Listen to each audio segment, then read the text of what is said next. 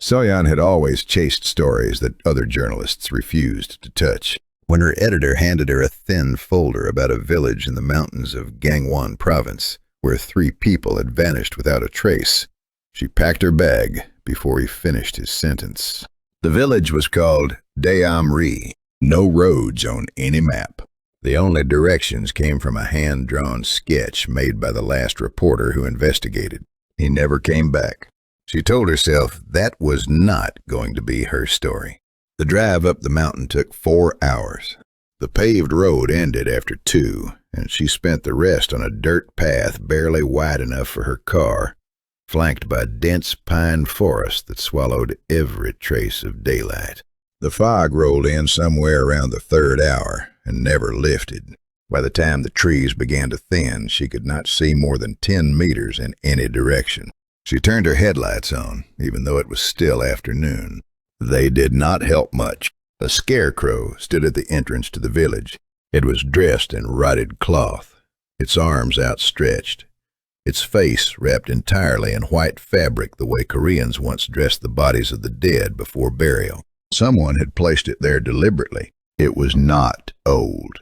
The wrapping around the face was still clean. Soyan stood in front of it for a long moment before she walked past. She told herself not to look back. She looked back once. Its arms had not moved. She kept walking. The innkeeper was a woman in her 80s who introduced herself only as Halmoni. She placed a bowl of doenjang soup on the table without being asked and sat across from Soyan and watched her eat. She did not speak. She did not look away. Her eyes held the steady, colorless patience of someone who had spent decades waiting for something they knew was eventually coming.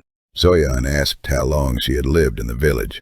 Halmoni looked at the soup bowl and said, "Longer than you would believe." After dinner, Soyan reached for her recorder.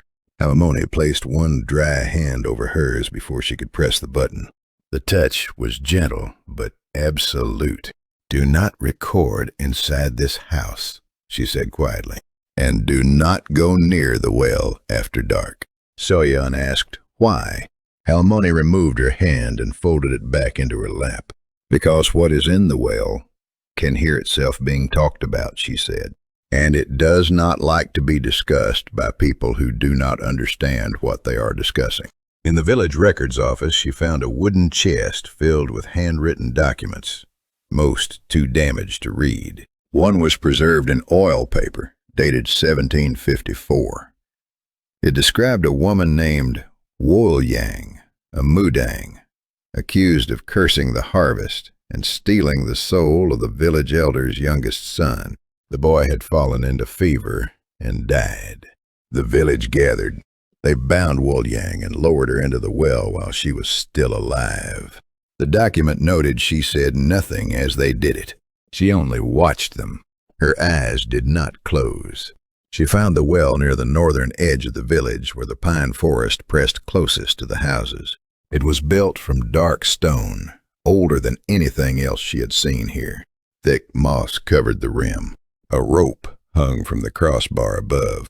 She noticed the rope was new, recently replaced, which struck her as strange since no one in the village seemed to use it. She leaned over the edge and looked down. The darkness inside was so complete that it seemed to push back against her eyes. The houses along the northern path were all abandoned. Their doors had been sealed shut with strips of white paper covered in handwritten Hanja characters.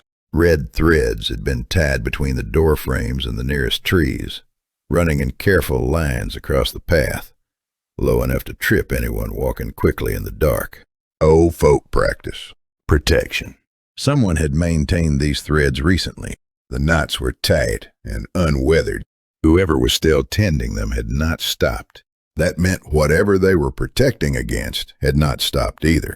That night she woke at 3 a.m. to a sound she could not immediately name. It was not loud. It repeated itself at long intervals, slow and patient, like water finding its way through stone. She lay completely still and listened. The room around her was dark and silent in every other way. No wind, no insects, only that sound, steady and low, coming through the paper screen of the window. It was coming from outside. It was coming from the direction of the well. She knew this before she was fully awake. She pulled on her coat and told herself she was a journalist. Journalists go toward the sound. The village was completely dark. No lights in any of the houses. No moon. The fog had settled low and thick, and her phone flashlight cut only a small, pale circle at her feet. She followed the dirt path north toward the edge of the village where the trees began. The sound had stopped by the time she reached the path. The silence that replaced it felt worse. It felt like something holding its breath. The well was exactly as she had left it. The rope hung still. The moss glistened.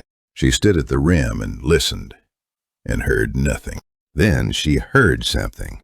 From inside the well, below the rim, below the darkness, a slow, wet sound. Deliberate, patient, like fingers pressing against stone and finding their grip.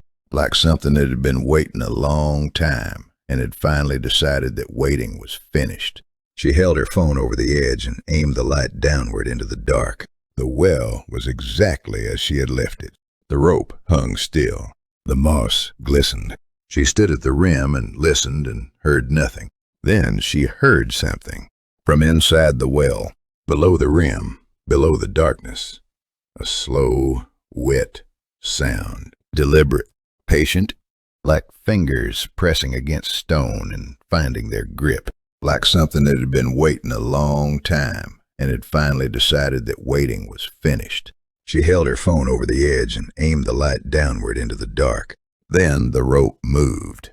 She had not touched it. It swayed once, slowly, then again, as if something far below had reached up and wrapped its hands around it and was testing how much weight it would hold. Soyeon stepped back from the rim. Her heel caught a root, and she fell hard onto the ground. She did not look into the well again. She got up and she ran. She ran back down the path through the dark and the fog, and she did not stop until her back was against the door of the inn, and her hands were shaking too hard to find the handle.